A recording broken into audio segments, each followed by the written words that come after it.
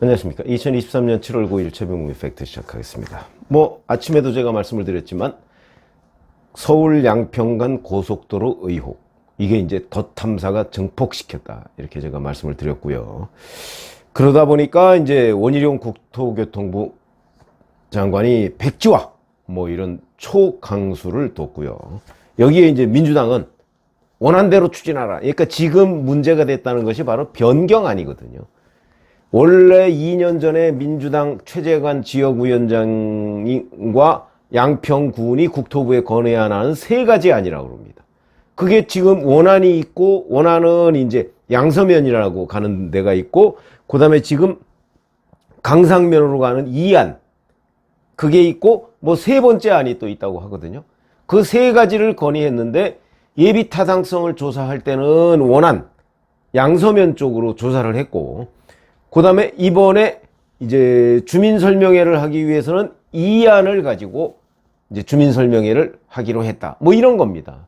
그러니까 이제 이 2안의 종점, JCT, 그러니까 분기점이죠. 중부 내륙 고속도로하고 만나는 그 분기점 부근에 김건희 여사 선산, 집안 땅이 여기저기에 많이 있다. 왜냐면 거기는 옛날 집성촌이기 때문에. 이런 얘기입니다. 그러니까 이제 이거를 김건희 여사 그 집안 땅, 선산, 이 부분에 대해서 편의를 보여주기 위해서 특혜를 줬다, 이렇게 민주당이 공세를 펴니까 거기에 대해서 원희룡 장관이 그럼 백지화하자, 이렇게 나온 겁니다. 자, 언론 매체들 쭉 아마 저는 여러 개를 보니까 그런데 아마 시청자분들은 이제 한두 개 정도 보시니까 이게 잘 분간이 안 될 겁니다. 지금도 거의 편갈라서 싸우듯이 하고 있습니다. 유튜브 마찬가지입니다. 객관적인 팩트를 검증하려고 하는 것보다는 계속해서 정부 여당 말이 맞다, 민주당 말이 맞다, 이러면서 서로 일종의 패싸움 하듯이 지금 얘기를 하고 있습니다. 팩트를 검증하려는 자세, 그게 저는 굉장히 중요하다고 보거든요. 예를 들어서 정말 국토부가 김건희 여사 집안 그 사람들의 땅을 어떻게 해주기 위해서 그쪽으로 노선을 변경한 것이 만약에 그런 의심이 정말 든다. 그럼 특검을 하든지 뭘 하든지 국토교통부를 조사하든지 원희룡 장관 말대로 본인을 조사하든지 이렇게 하면 될 거 아니겠습니까?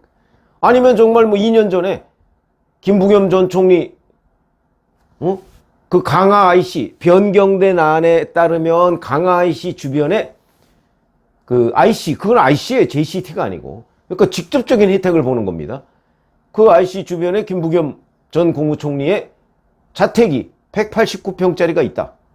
그럼 그걸 봐주기 위해서 당시 민주당 지역위원장과 민주당 소속 양평군수가 열심히 뛴 것이냐? 검증해보자, 이거죠. 차라리 그렇게 주장하는 게 저는 객관적 사실에 맞는다고 보고, 언론 매체가 서로 나눠서 국민의힘 말은 무조건 맞아, 또는 민주당 말은 무조건 맞아, 그러면서 오늘 아침 한겨레 같은 경우 보니까 원희룡 국토교통부 장관의 3가지 거짓말 이렇게 해서 나왔던데, 저도 읽어봤지만 동의할 수가 없습니다. 왜? 견강부회이기 때문에 억지로 끌어다 붙이는 거죠. 그런데 매일경제가 바로 이 서울 양평 고속도로 타당성 조사에 참여했던 자문위원 2명을 인터뷰했습니다. 저는 이런 것들이 객관적인 그 보도라고 봅니다. 매일경제가 이 자문위원 인터뷰하면 결과적으로 누구 편드는 걸 거야 라고 짐작을 하고 했을까요? 전 그렇게까지 보지는 않습니다. 매일경제가 굳이 누구 편들어야 할 이유는 없으니까. 자, 거기에 한 명의 자문위원이 이렇게 얘기합니다. 원안이라는 게 지금 변경된 안 말고 양서면으로 가는, 원안은 중간에 나들목이 없어 교통수요 유입이 어렵다. 수도권 주변으로 이동하기에는 편리하지만 노선이 지나가는 양평구는 이용이 쉽지 않다. 이건 제가 아침에도 말씀드렸죠. 양평군민 입장에서 보면 땅만 내주는 겁니다. 그리고 중부 내륙 고속도로하고 연결되는 분기점, 그거 설치해봤자 분기점에는 나들목이 아니거든요. 그 양평구는 서울에서 양평 좀 빨리 가려고 했더니 자기 집에, 그게 아니고 거기서 중부 내륙 고속도로 타고 굳이 가려고 한다면 좀 한참 내려가서 한 8km쯤 내려간다고 하죠. 뭐 남양평 IC인가 뭐 거기로 나가야 됩니다. 나갔다가 만약에 그쪽 양서면에 있는 사람들은 다시 올라와야 되는 이런 불편을 겪어야 되니까 양평 군민의 입장에서는 이럴 바에야 뭐하러 양평 고속도로 만들어? 이런 불만이 나올 법하다. 그 얘기를 지금 자문위원이 하고 있는 겁니다. 그 또 하나, 교통량이 많고 사업비가 적어야 비용 편익 분석, 흔히 BC 이렇게 얘기하는 거죠. 비용 편익 분석이 올라가는데 원하는 교통량이 적고 사업비가 많아서 BC가 잘 안 나온다. 예타 당시에는 공사비 등이 100% 반영이 안 된 듯하다. 국토부 주장은 원안대로라면 교통량이 하루 15,834대고 변경한 대로라면 하루 22,357대다. 교통량이 많은 쪽으로 도로를 내는 것이 맞는 것 아닌가요? 그 다음에 또 자문위원은 이렇게 얘기합니다. 원하는 현실성이 떨어지는 아니다. 그러다 보니까 기획재정부 등 예산집행부서에서 승인하기 쉽지 않았던 부분이 있었다. 이 안, 지금 변경된 안은 중간에 IC가 한두 개 생겨서 양평군과 광주시 북부에 거주하는 사람들이 이용하기 좋다. 하남 교산지구를 통과하는 예타안에 비해 대안은 교산지구 외곽으로 우회를 시켜 민원 소지를 배제시켰다. 훨씬 더 낫다는 얘기죠. 다만 원안은 연장 길이가 27km고 이 안은 29km여서 공사비가 증가한다. 2km 증가한다는 거죠. 교통수요는 이 안이 원안 대비 20 내지 30% 정도 증가한다. 바로 국토교통부의 주장이 맞다. 이런 얘기입니다. 그러면서 억지로 노선을 만들 수는 없다. 설계자들도 최저간으로 사업비가 최소화될 수 있게 잡다 보니까 우연히 강상면 쪽으로 갈 수도 있다. 이렇게 예비타당성 조사 자문위원이 이렇게 얘기하고 있고요. 또 다른 자문위원은 한 가지 중요한 거는 설계를 할 때 누구 땅인지 보지 않는다는 거다. 전혀 관여가 되지 않은 상태에서 계획을 하고 30년 정도 설계를 하면서 누구의 땅이라고 해서 노선을 변경한 적은 한 번도 없었다. 이렇게 얘기를 합니다. 자, 새로운 변경안이라고 하는 이 안, 이거는 양평군 강상면에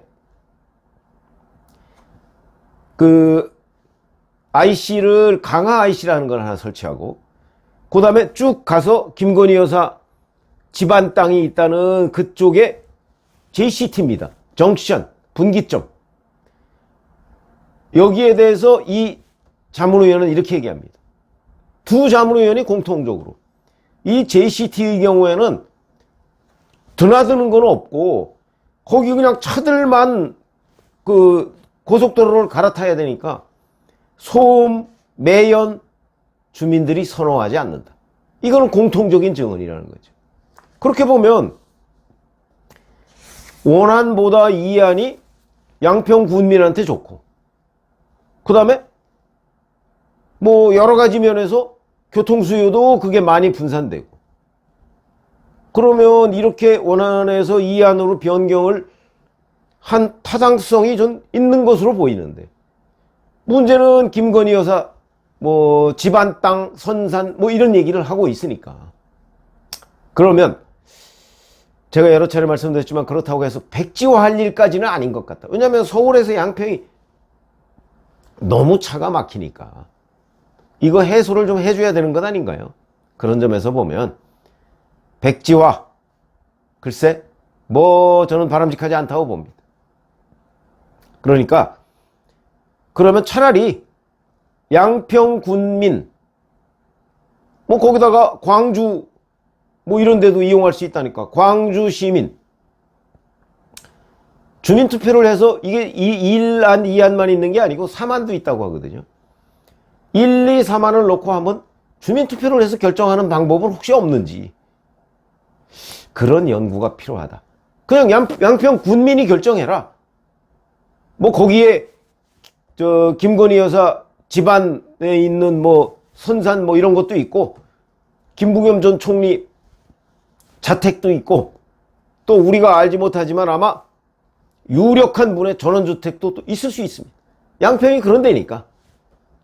그러면 차라리 가장 많이 이용할 가능성이 있는 양평 군민 또는 양평군과 광주 시민, 그 사람들이 결정하도록 해라. 뭐 여론 수렴 뭐 이런 거 말고 그냥 군민 투표로 결정하면 어떨까? 저는 뭐 행정적으로 검토는 제가 안 해봤습니다만은 순전히 정치적으로만 보면, 그래서 군민이 결정하도록 하면 되는 거 아닌가요? 어찌 보면 그게 더 문제의 소지를 없애는 것으로도 판단이 됩니다. 그래서 저는 그냥 행정적인 면 잘 모르고 해법으로 말씀을 드립니다. 고맙습니다.